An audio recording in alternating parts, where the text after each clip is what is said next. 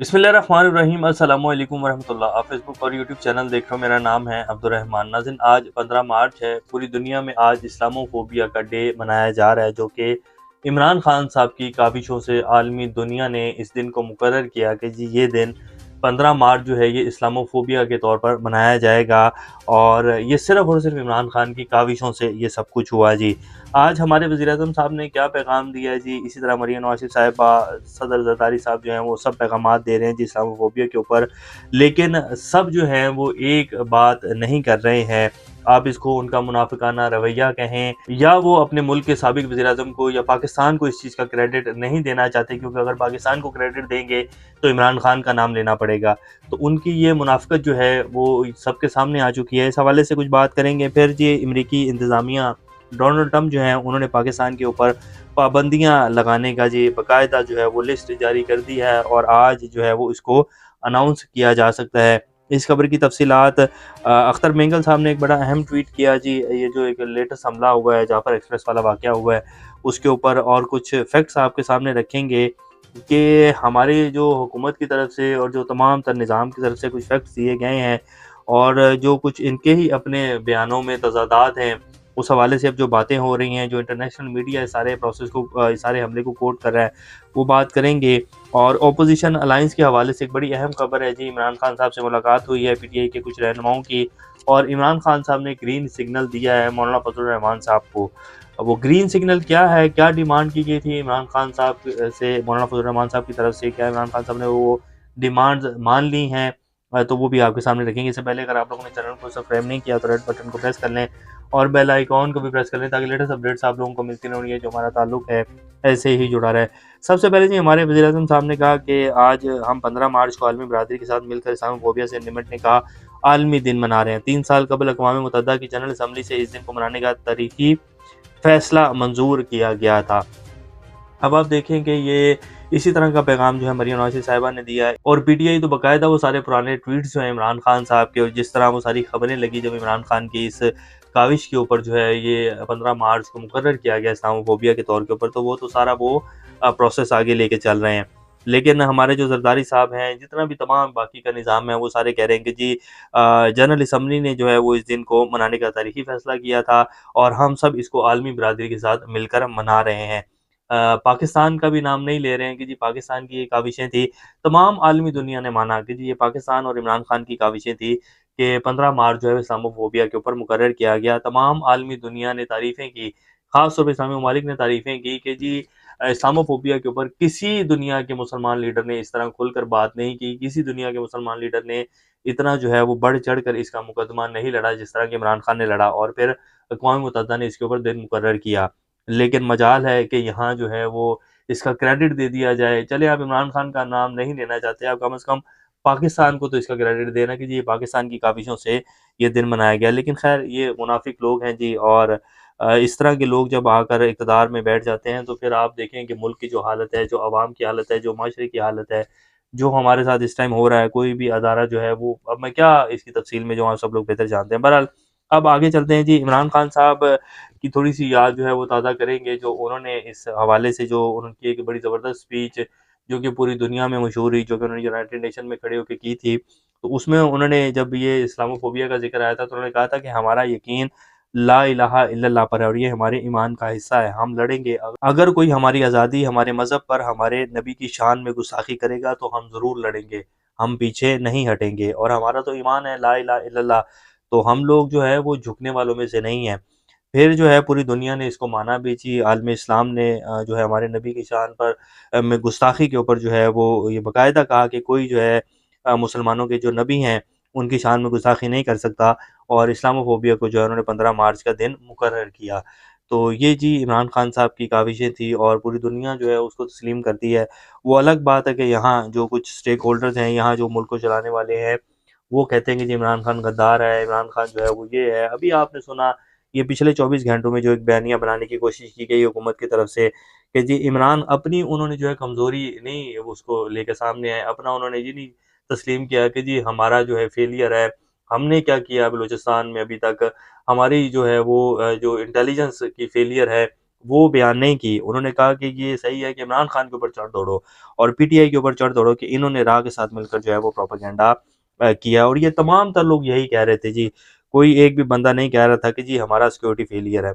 अमेरिकी इंतजामिया ने जी पाकिस्तान समेत 43 मुल्कों पर सफरी पाबंदी आयद करने की तैयारी, क्या बल्कि बाकायदा उन्होंने जो है वो कैटेगरी बना दी है, जिसमें 3 कैटेगरीज़ हैं जी, red, orange and blue. Pakistan जो है वो ऑरेंज कैटेगरी में है और इसमें तकरीबन 10 मुल्कों का नाम है जी, जिसमें बेलारूस है, पाकिस्तान है, म्यांमार है, तुर्कमेनिस्तान है, रूस है, साउथ सूडान है, हेती है और 2-3 और मुल्क हैं जी, जिनके ऊपर सफरी पाबंदियाँ लगाई जा रही हैं। अब हुकूमत से पूछ लेना चाहिए कि जी आप तो बड़ा ट्रंप साहब का शुक्रिया अदा कर रहे थे, वज़ीर-ए-आज़म साहब, अब भी शुक्रिया अदा करें ना ज़रा भाग कर के जी, बड़ी मेहरबानी आपने जो है वो हमारे ऊपर पाबंदियाँ लगा दी है। यहाँ ये इस तरह मिठाइयाँ बाँट रहे थे कि शायद जो है अब ये पाकिस्तान के तारीख़ी ताल्लुकात बनने जा रहे हैं ट्रंप के साथ। इधर से ट्रंप का ट्वीट जो है अभी आया नहीं, अभी पूरे अमेरिका में जो है या इवन के अमेरिकी एडमिनिस्ट्रेशन ने जो है वो ट्वीट अभी पूरा नहीं देखा होगा कि हमारे वज़ीर-ए-आज़म साहब ने भागकर उसके ऊपर जो है वो थैंक यू कह दिया था। तो अब भी मेरे ख़्याल जो है वो इस तरह की कोई फुर्ती दिखानी चाहिए हमारे वज़ीर-ए-आज़म साहब को, या कम से कम यही कह दें कि जी आप हमारे ऊपर पाबंदियाँ कैसे लगा रहे हैं, इतनी भी ज़रूरत नहीं है। हम सिर्फ़ थैंक यू, आमीन और सर जो है वो सर-ए-ख़म ही कर सकते हैं उनके सामने। सर उठाने वाला जो था वो जेल में है जी, और वो आप सब लोग जानते हैं। अख्तर मेंगल साहब जो हैं उन्होंने एक ट्वीट किया जी, और उनका ट्वीट बड़ा अहम है। उन्होंने कहा कि अगर बलूचिस्तान 800 किलोमीटर का साहिल और इसका महल्ले और मादनियात और वसाइल से मालामाल ना होता तो पाकिस्तान के हुक्मरान हमें भी बंगालियों की तरह ये कहकर अलविदा करते, उधर तुम और इधर हम। यानी कि बांग्लादेश की तरह जो है हमें भी अलग कर दिया जाता। ये सिर्फ़ हम पर इसलिए काबिज़ हैं बलूचिस्तान के वसाइल के ऊपर, मादनियात के ऊपर, और ये जो इतना बड़ा एक बॉर्डर है उसकी वजह से ये हमारे ऊपर काबिज़ हैं, वरना ये हमें भी कब से जो है वो अलग कर चुके होते। जावेद चौधरी साहब और फिर जी और बहुत सारे तो नहीं कहूँगा, कुछ ही सहाफ़ी पाकिस्तान के जी जिन्होंने ये ज़िक्र किया कि जी डीजीआईएसपीआर जो है उन्होंने 440 लोग जो है वो, पहले कहा गया कि जी 440 लोग थे, फिर वज़ीर-ए-आज़म ने कहा कि 339 लोगों को बचाया गया है, कुछ बात ये कह रहे हैं कि जी 356 लोग हैं, डीजीआईएसपीआर ने कल कहा। जबकि 26 लोग जो हैं वो उनको उनके शहीद होने की बात की गई, तस्दीक की गई, कुछ 21 कहा गया कहीं पर।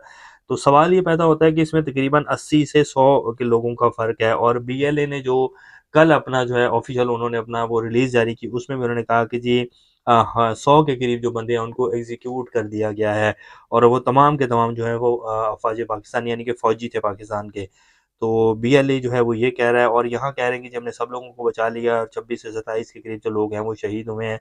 तो और इंटरनेशनल मीडिया भी यही कह रहा है जी। अगर आप इंटरनेशनल मीडिया को चेक करें तो वो भी यही कह रहा है कि जी बहुत सारी ये जो खबरें दी जा रही हैं पाकिस्तान की तरफ से, उन तमाम की तमाम खबरों में तज़ादात हैं।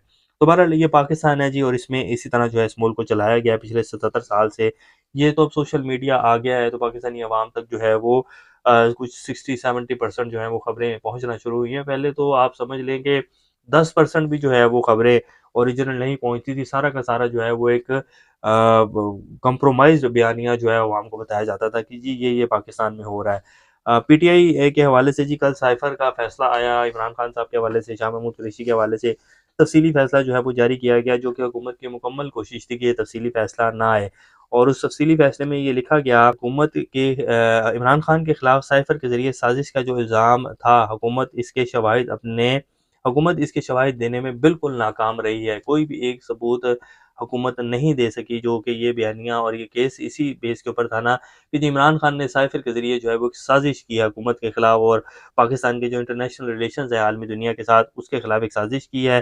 पाकिस्तान को तनहा करने की कोशिश की गई है, तो ये मुकदमा बनाया गया था। जो कि हुकूमत जो है वो एक भी सबूत इस हवाले से नहीं दे सकी। तो और ये जी साइफ़र का कल जो है तफ़सीली फ़ैसला जारी किया गया। आप देखें कि करोड़ों रुपया जो है वकीलों को दिया गया, करोड़ों अरबों रुपए जो है मीडिया के ऊपर लगाया गया, और एक कंप्लीट जो है आपने देखा होगा पिछले डेढ़ 2 साल में कि जो साइफ़र केस में किया गया था कि जी साइफ़र ये हो गया जी, इमरान खान ने तबाही फेर दी जी, ये कर दिया जी, वो कर दिया। पीएमएलएन क्या, बल्कि इस टाइम जो तमाम तर ये जो निज़ाम हुकूमत में बैठा हुआ है जी, इन तमाम तर ने जो है वो ऊपर एड़ी-चोटी का ज़ोर लगाया कि जी इमरान खान ने ख़त्म कर दिया पाकिस्तान को, तबाह करके रख दिया, इमरान खान झूठा है, ये है, वो है, और अब एक भी सबूत जो है इमरान खान के खिलाफ नहीं दे सके। ऑपोज़िशन अलायंस के हवाले से जी लास्ट खबर आपके सामने रख देते हैं कि इमरान खान साहब से पीटीआई के रहनुमाओं की मुलाकात हुई है बैरिस्टर गौहर की और उन सब की, तो इमरान खान साहब ने उनको जी ग्रीन सिग्नल जो है मौलाना फज़ल रहमान साहब और जेयूआई के जो मुतालबात थे उनको तस्लीम करने के हवाले से दे दिया है। और मौलाना साहब को ये पैगाम पीटीआई की तरफ से पहुंचा भी दिया गया कि जी इमरान खान साहब ने आपके मुतालबात तस्लीम कर लिए हैं। अब इमरान खान साहब से मौलाना के मुतालबात यही थे कि जी मौलाना साहब जो हैं वो सीट एडजस्टमेंट जो है वो चाह रहे हैं आने वाले इलेक्शन में। लाज़िम बात है इलेक्शन तो होना है और मौलाना साहब के साथ जो है इन लोगों ने भी धोखा किया। मौलाना साहब की सियासत जो है वो तकरीबन कुछ 6-7 सीटों के ऊपर आ गई है। तो मौलाना साहब चाहते हैं कि मेरी कोई सीट एडजस्टमेंट हो ताकि जो है मैं कुछ अपनी बेस जो है वो कायम रख सकूँ। तो पहले की तरह अगर ये भी मुझे धोखा दे देंगे, साइड के ऊपर कर देंगे तो मेरे पल्ले क्या बचेगा? तो मौलाना साहब जो है वो सीट एडजस्टमेंट चाह रहे हैं।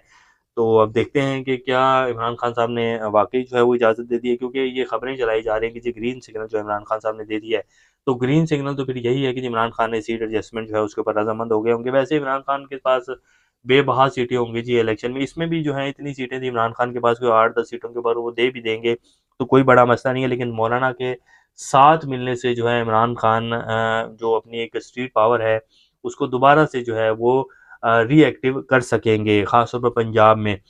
ये एक बड़ा अहम मार्का होगा पीटीआई की, जो बाहर जितने भी रहनुमा और जितनी भी टीम है उनकी तरफ से अगर ये मार्का मार लिया जाता है कि मौलाना को इस अलायंस में शामिल कर लिया जाता है। तो ये भी कुछ ज़्यादा सूरत-ए-हाल है। चीनी ₹180 किलो बिक रही है जी। महँगाई जो है वो 9 साल की कम से 3 साल के ऊपर आ गई है, तो ये बात आपने याद रखनी है। अभी तक के लिए इतना ही, अपना और इस तरह का ख्याल रखिएगा। अल्लाह हाफ़िज़।